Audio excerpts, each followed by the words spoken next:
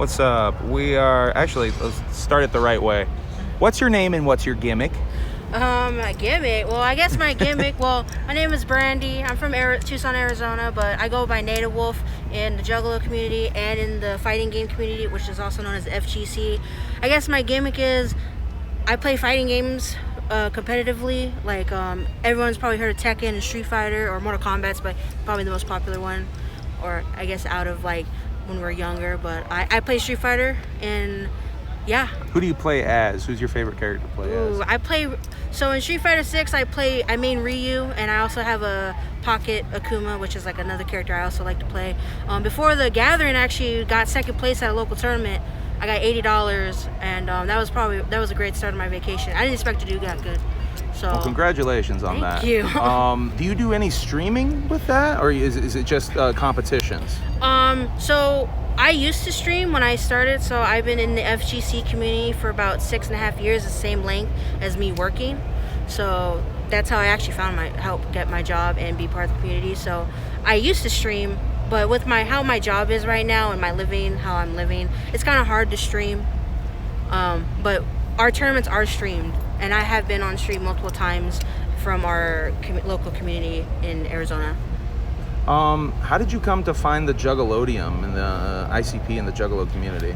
So 10 years. I've been doing, I guess, part of this for 10 years. I had a friend in elementary school. He wore a Hatchet-Man charm, and I was like, "Oh, what's that?" He's like, "Oh, it's a Hatchet-Man charm." And he talked about ICP, and that was like my first introduction to ICP as a kid. And then when I got older, then they started popping into more of my life, and I'm like, okay.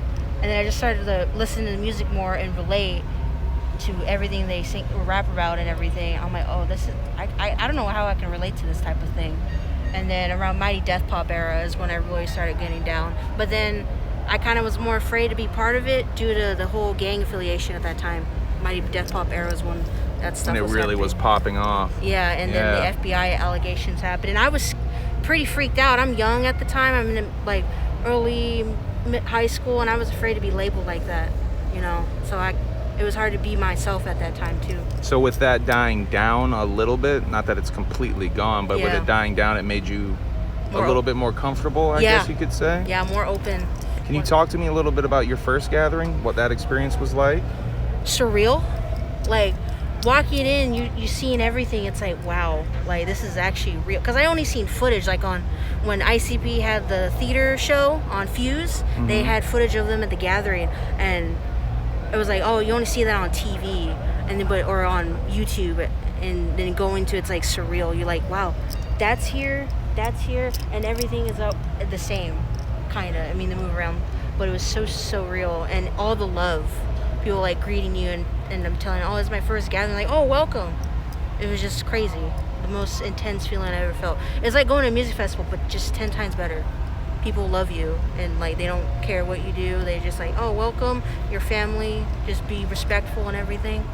And I really like that. I really like what they do here. It's fun. It's my third one. What are you most excited to see this year? Of course, Humble performing. I missed it last night. You'll get another chance. You'll get another chance. I'll try to. It's hard because I am traveling with other people, but I'm also just considerate of others. But not only Humble and the gang performing, but House of Horrors. I was too young for that.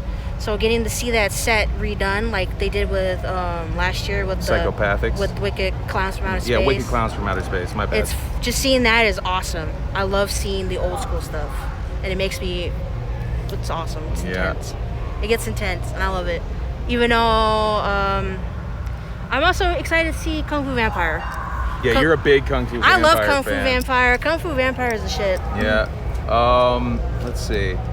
What does being a Juggalo mean to you? Ooh, that's a really hitting me with the hitters. Yeah, that's the one. That's the hitters. That's the big one. I guess being a Juggalo for me is being a compassionate, respectful, empathetic person that they're not perfect, but they know that they have to realize I'm not perfect. If I make mistakes, I own up to my mistakes, but still loving people.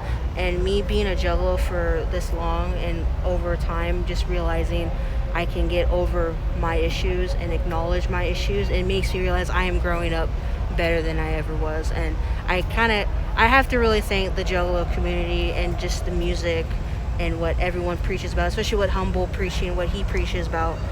It makes me go, don't not be afraid to be like, you're an asshole and you can make up for being that. And I want to do that. I think I've been doing that, just being better, being a better person. And I really appreciate that about the community, that they accept, like, you acknowledge that and you're willing to change. And I think that's the only way we can live, is just to try to be better.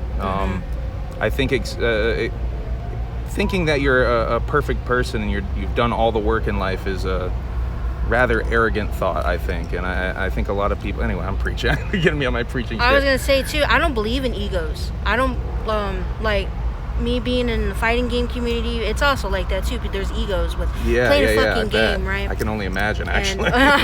And a lot of my friends in that community, too, they're like, you know, for someone who's doing so well and teaching and like coaching all these other new players, and you acknowledge that, oh, I can work on this, and it shows you have the healthiest ego. I'm like, I don't believe in ego. I just play the game.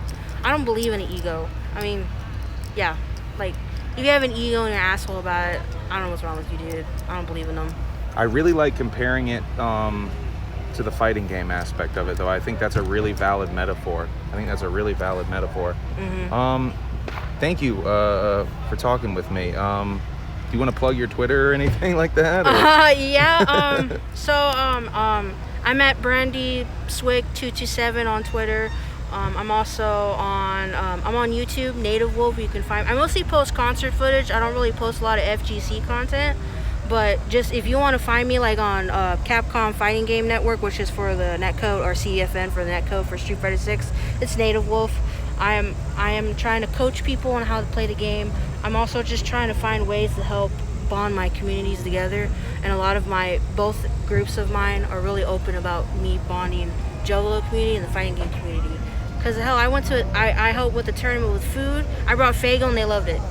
And I think that's the right step in the direction of helping, trying to bond this community, both communities together. If you're a Juggalo and you love Smash Brothers, make up a community. Do not be afraid to be like, hey, let's go find a venue, promote it, and just help bring new people. You will have this connection, and I've been having this connection for the past 2 years, and I love it. I love everything. I love FGC. Shout out to Arizona FGC. Shout out to Arizona Juggalo. Just shout out to everybody. Love you guys. But yeah. Whoop whoop. Whoop whoop.